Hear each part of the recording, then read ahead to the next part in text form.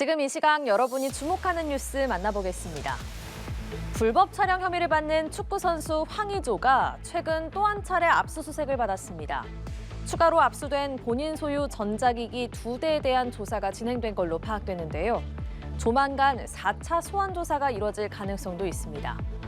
한편 황의조는 불법 촬영은 아니었다는 입장이고 피해자 측은 반성보단 거짓말을 하고 있다며 맞서고 있습니다. 김수빈 기자입니다.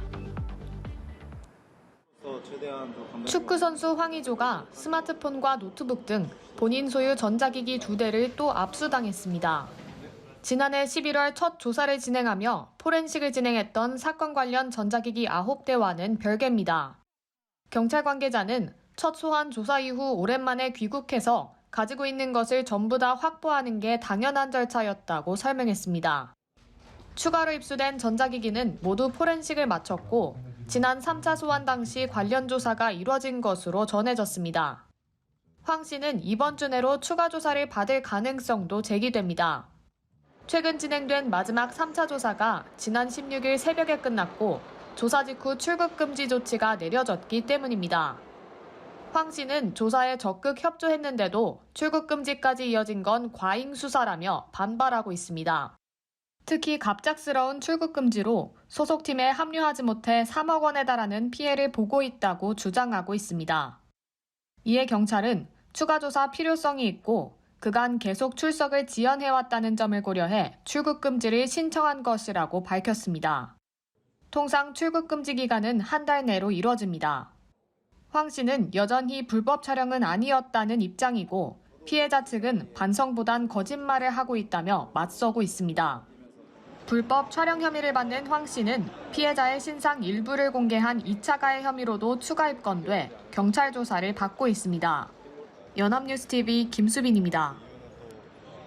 불법 도박 사이트를 운영해 나온 수백억 원의 범죄 수익금으로 부동산, 슈퍼카, 미술품 등을 구입해서 자금을 세탁하고 호화 생활을 해온 일당이 검찰에 덜미를 잡혔습니다.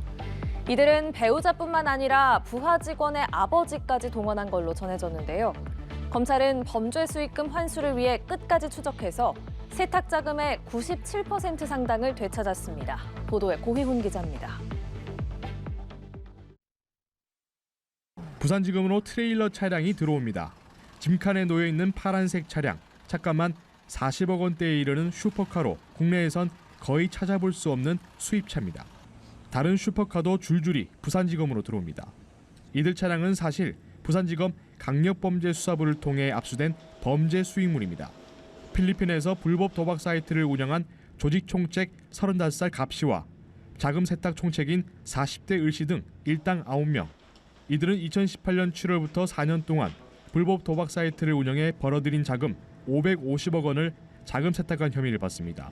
고급 아파트 등 부동산을 사들인 것을 비롯해 피카소와 앤디 워홀, 리히텐슈타인 작품 등 고가의 미술품, 심지어 부가티와 페라리 등 수십억 원에 이르는 슈퍼카를 사들이기도 했습니다. 또 지인의 타이어 회사를 인수하거나 선박, 어업 사업권 등도 매수하는 등 자금을 세탁할 수 있다면 종류를 가리지 않은 것으로 나타났습니다. 이 과정에서 을 씨는 배우자뿐만 아니라 장모, 심지어 부하 직원의 부친까지 동원한 것으로 조사됐습니다. 검찰은 수백 개의 통장을 추적해 자금 흐름을 쫓았고 세탁 자금 550억 원 중 97%에 이르는 535억 원을 확보했다고 밝혔습니다. 징역 몇 년 살고 나와도 평생 떵떵거리고 먹고 살 만큼 숨겨둔 범죄 수익이 있다면 이들한테는 어떤 처벌도 의미가 없습니다.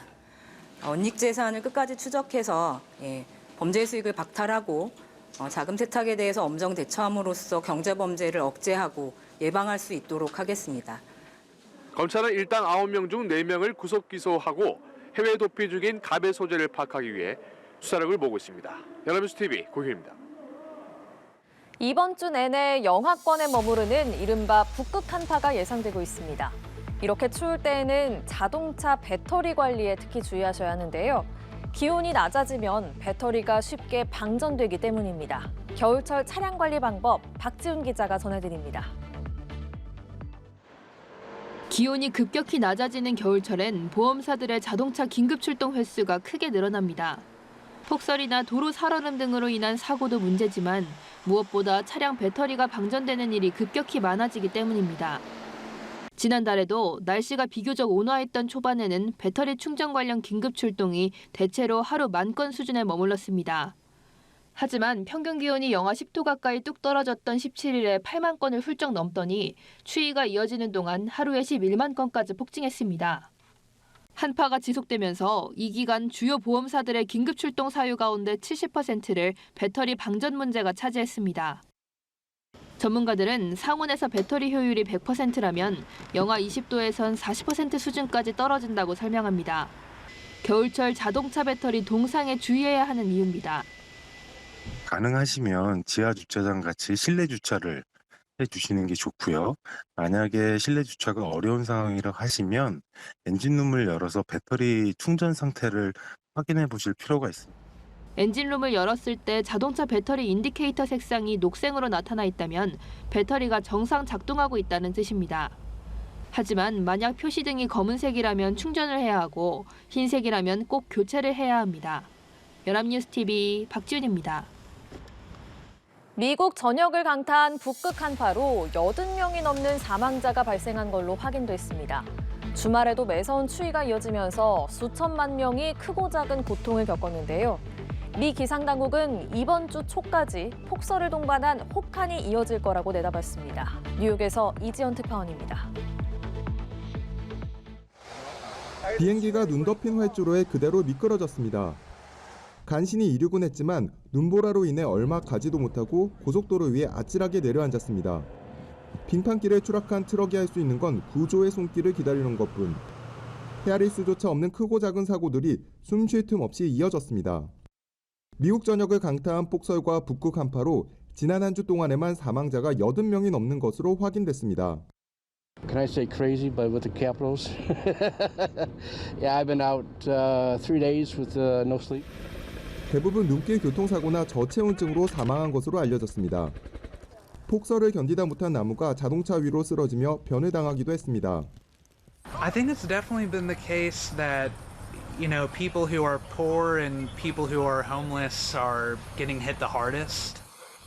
혹한은 주말 내내 이어졌습니다. 오리건주에서는 얼음 폭풍으로 4만 5천 가구의 전기 공급이 끊기는 등 곳곳에서 정전이 속출했습니다. 폭설에 영하 30도를 넘나드는 한파로 항공기 수천 편이 결항하거나 지연되면서 발이 묶였습니다.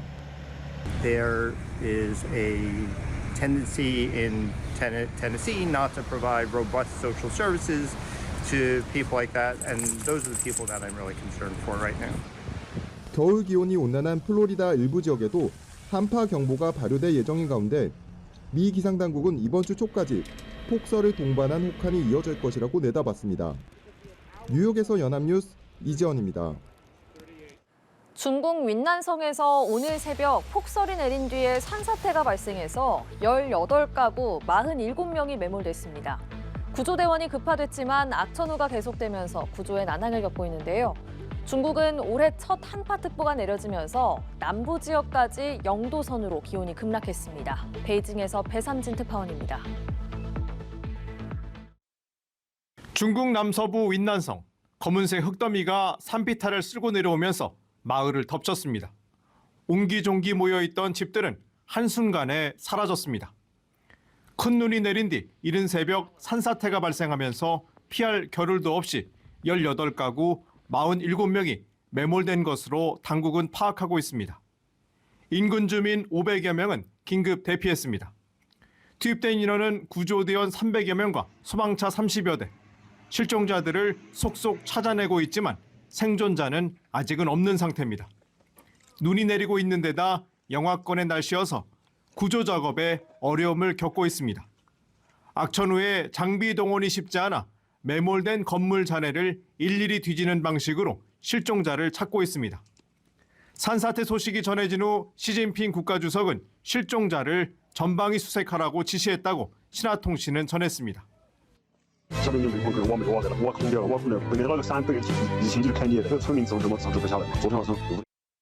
중국은 새해 들어 첫 한파가 몰아쳤습니다. 동북 지역의 경우 영하 36도까지 떨어지는 강추위가 덮쳤습니다. 한파의 영향으로 평균 기온이 영상을 기록하는 남부 지역까지 0도 선으로 떨어졌습니다.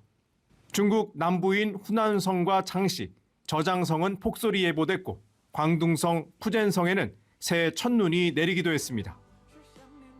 现在外边下着大雪，我带着双胞胎兄弟，我们已经在这个峨眉山的这个景区上堵了5个小时了，然后没有接到任何人的那个。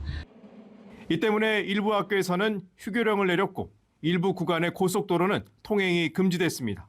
이번 한파는 오는 24일쯤부터 점차 풀릴 것으로 예보됐습니다.